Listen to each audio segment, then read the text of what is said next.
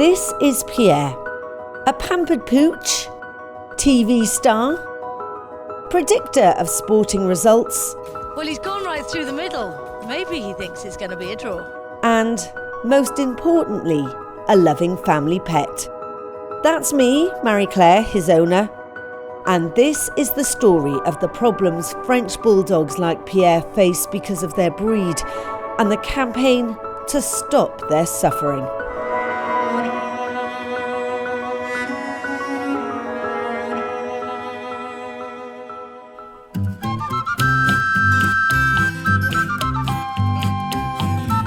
French Bulldogs are little dogs with big personalities. And they don't come much bigger than my Frenchie, Pierre. If I had to describe Pierre in 3 words, they'd be loving, funny, and stubborn, very stubborn. A small dog with big dog personality, which I know is more than 3 words, but you know what I mean. But they also come with big health problems, and a lot of those are due to their flat nose and mouth area, or muzzle as it's called in a dog.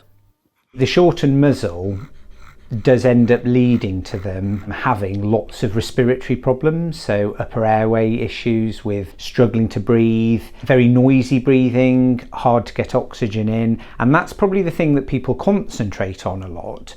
But there are a host of other problems that they get, and some of them are kind of not ignored, but kind of put aside and not spoken about as much. They get dental disease, they get skin issues, they get spinal issues, problems with their eyes, and a host of other things. And poor Pierre experienced many of those firsthand.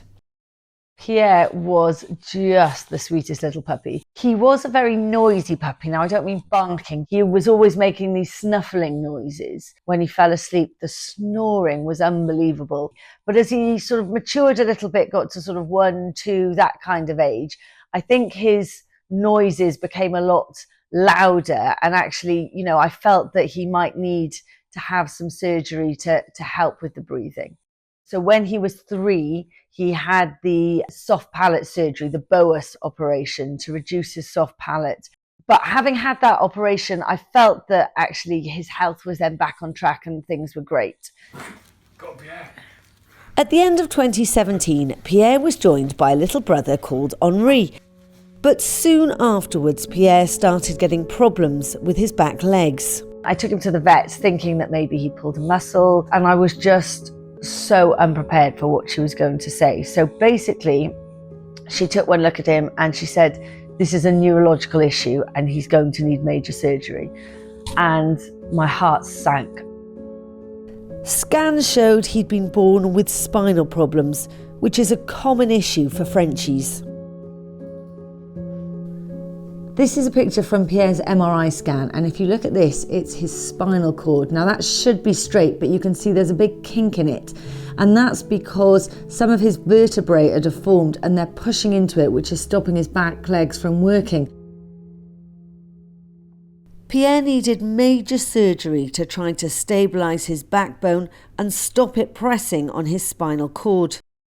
Despite the risks of giving anaesthesia to a dog with breathing issues, the operation itself went well, but he then needed weeks of rehabilitation.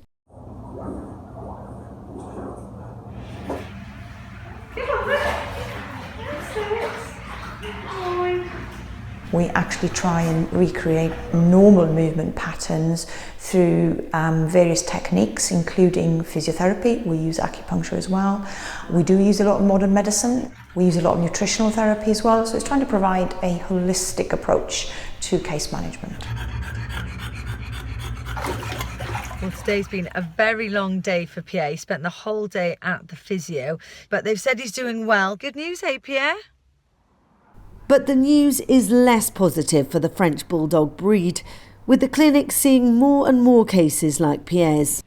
We're seeing a marked increase in number in here, to the point now we probably see a new French Bulldog case, maybe not every week, but certainly every fortnight. They do have developmental problems in terms of the way that the vertebrae are forming, and that then has an effect upon the spinal cord and how sort of the neural relay works, which then sort of what we see is a dog that can't walk, starts off with pain and then maybe progresses to weakness in the legs, in coordination in the legs, and unfortunately sometimes to loss of sort of mobility in those legs as well. So what advice would you give to someone who's thinking of having a French Bulldog?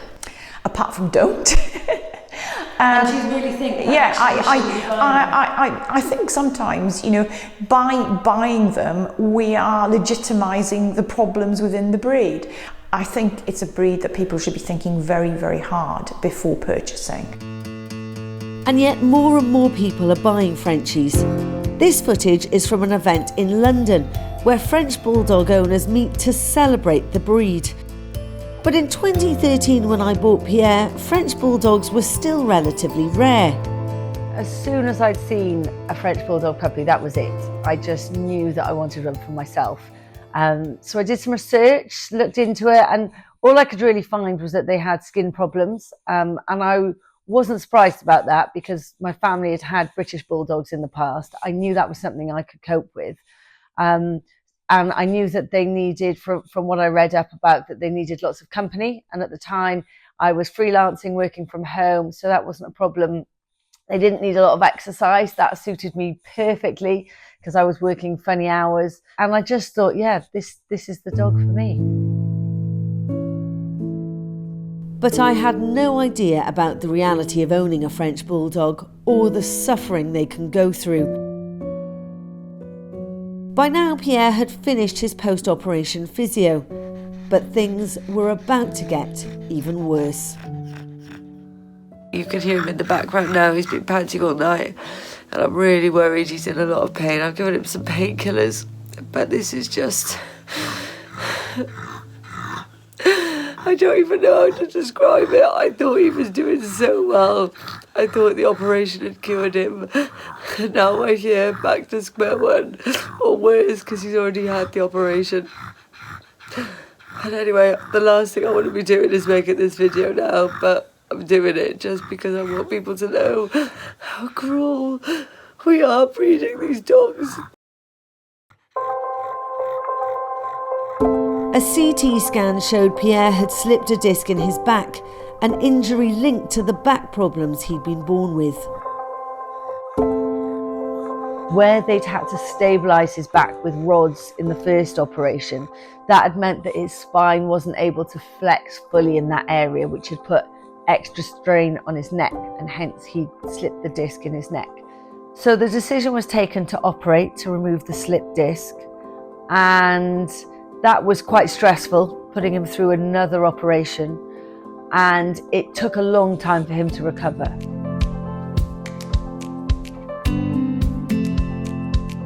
Having gone through all those operations and vet's appointments with Pierre, I would say to anyone thinking of buying a French Bulldog puppy not to do it. And it's really difficult for me to say that because they are just such wonderful dogs, and I love French Bulldogs so much. But it's because I love French Bulldogs that I would say to anyone, don't get one. And I'm not alone in thinking that. So today I'm visiting Valley Vets in Gwala de Garth near Cardiff, where they're concerned about the increasing numbers of flat-faced dogs like French Bulldogs, British Bulldogs and Pugs, which are known as brachycephalic breeds. Your heart does sink a little bit when you see that it's a brachycephalic breed, because we are the other side of it and we see all the problems that they get. So as a practice, we felt that we didn't feel comfortable assisting people in breeding those.